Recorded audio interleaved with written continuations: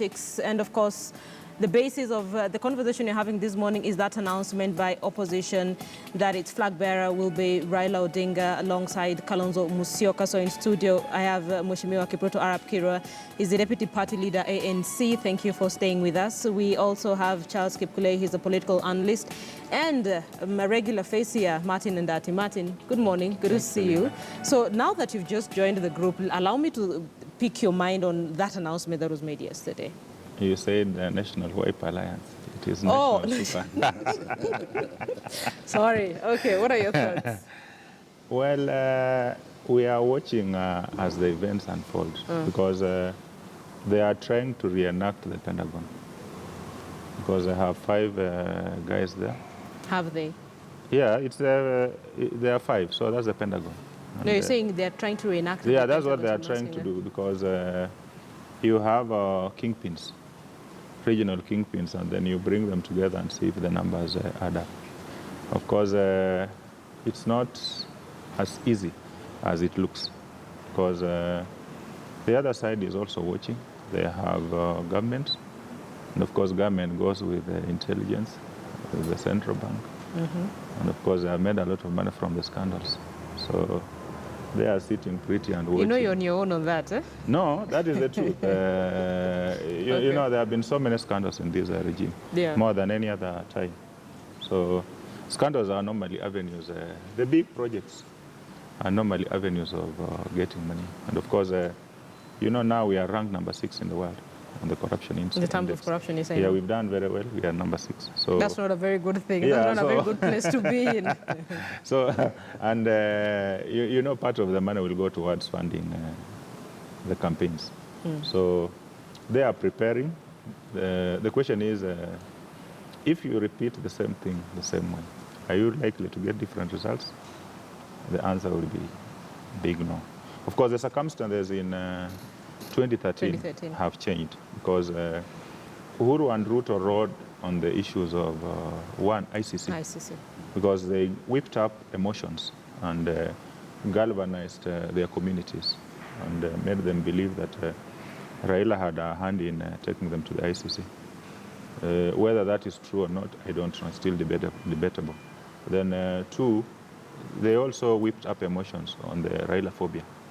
That, you know, Raila will take power and some of the guys will have to, they'll undergo a lot of issues. So that was a major, those were the main issues they rode on 2013. How different are things now? Right now they are wielding the instruments of power. You know, incumbency has its advantages, but it also has its disadvantages. They overpromised Kenyans because the stadiums are not there. The laptops, the kids got them after 4 years. In fact, they were not laptops, they were iPads. Most of the projects which they have started, they are mega. And they have consumed a lot of money. But, you know, the returns are long-term. So Kenyans are not feeling the benefits of some of those programs, some of the projects. And that has caused a lot of disillusionment.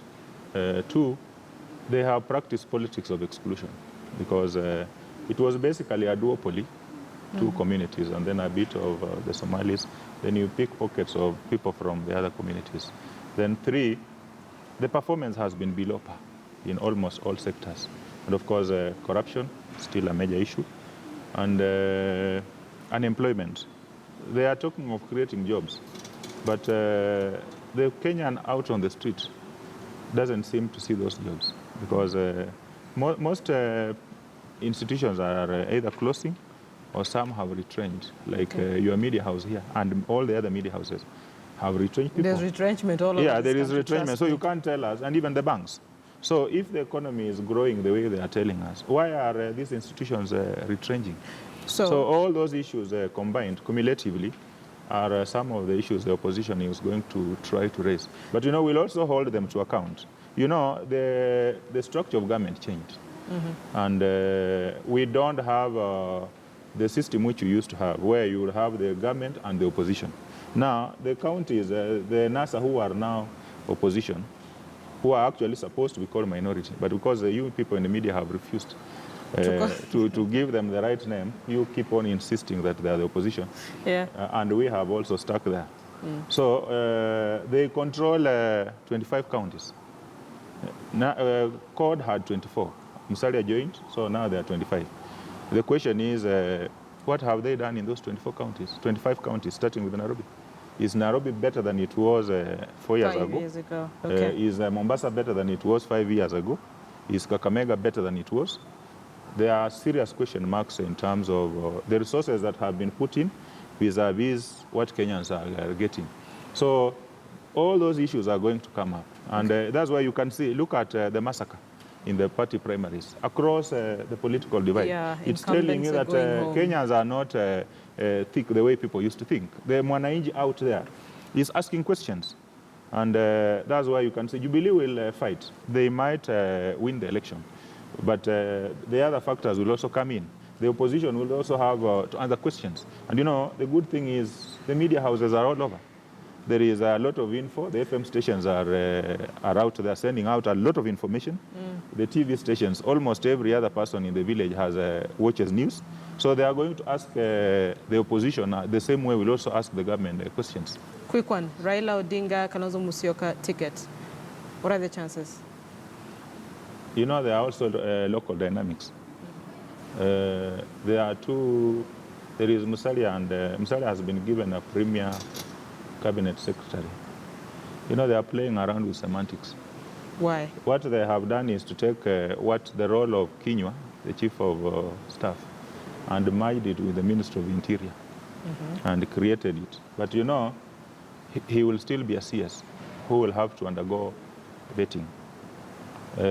If you want to create the post of Prime Minister, you must do a referendum. So what? That's what it is. Because, no. You know, this one you will not do a referendum because they are playing around with semantics. But what I can tell you, Okiya Mtata is watching. And the rest of it, they will go to court and they will challenge it because you cannot play around with semantics, try to change the structure of government without going through a referendum and think that you will get away with it. Okay, you know, all those issues are going to come up and they will play around with it. But, you know, in a presidential system, because what we adopted is basically the American system, which is purely presidential.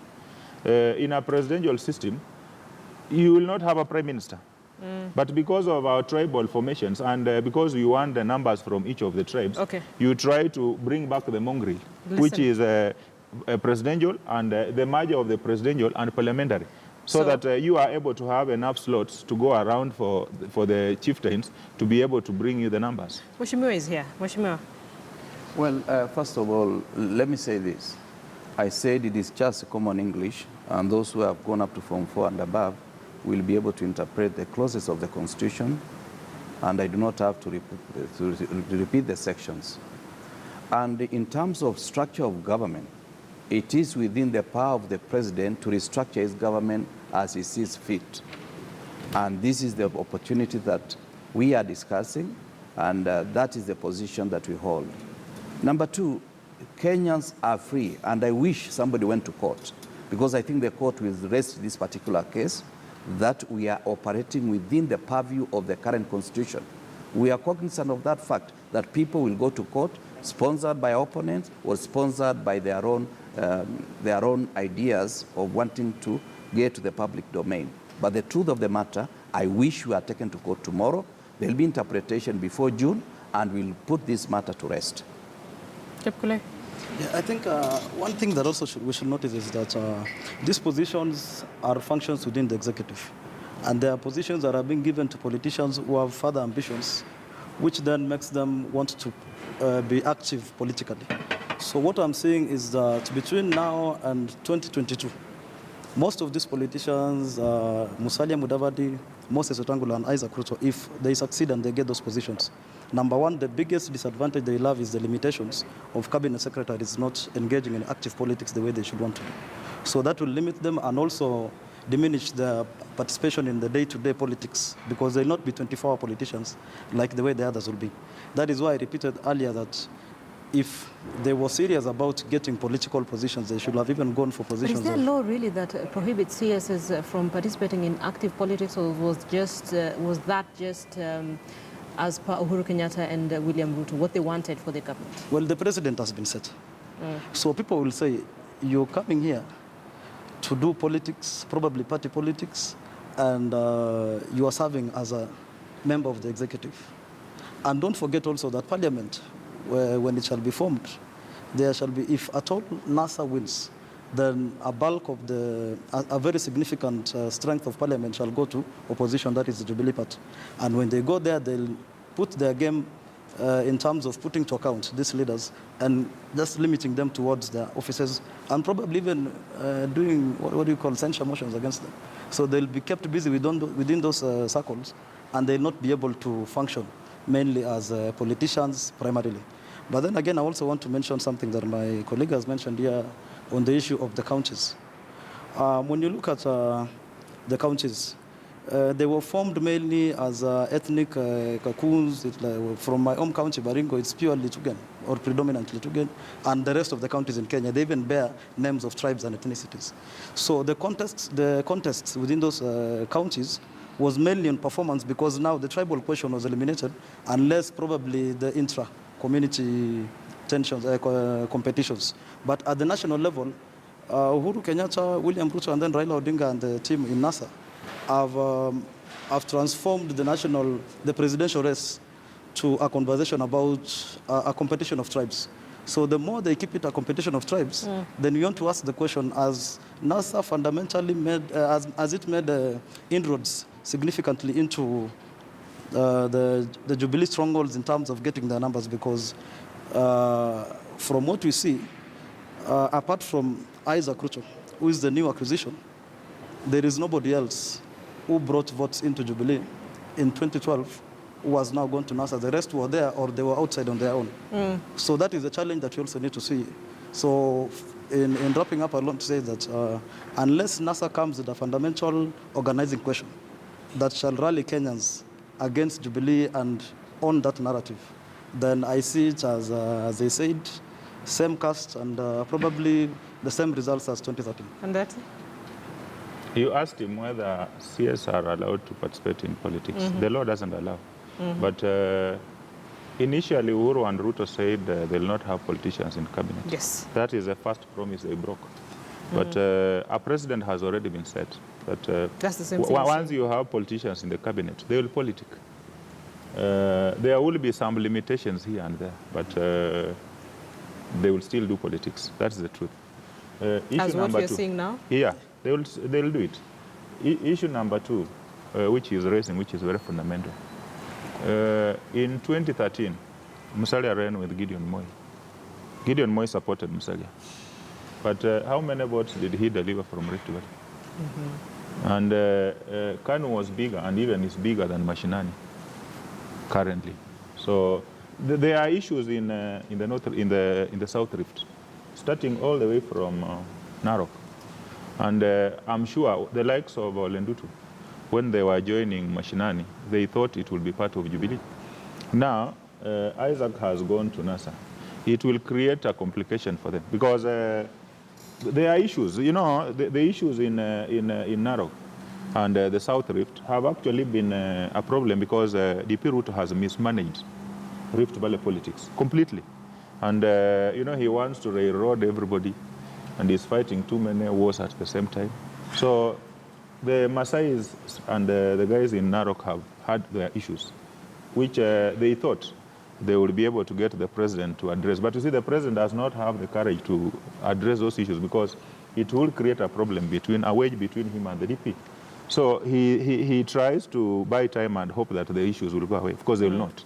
So the people who feel that they will not have an opportunity to be able to run on Jubilee, like in Narok, they had to look for an avenue. So some of them went to ODM, the others have gone to Mashinani. And Bomet is going to be very interesting to watch. That's what because no, it's going to be very interesting. And I think the guy who is going to play kingmaker there is Dr. Kones. You know, Okay, listen, I need to take a break, then we'll come back to this discussion. People who are watching News Center, thank you for staying with us.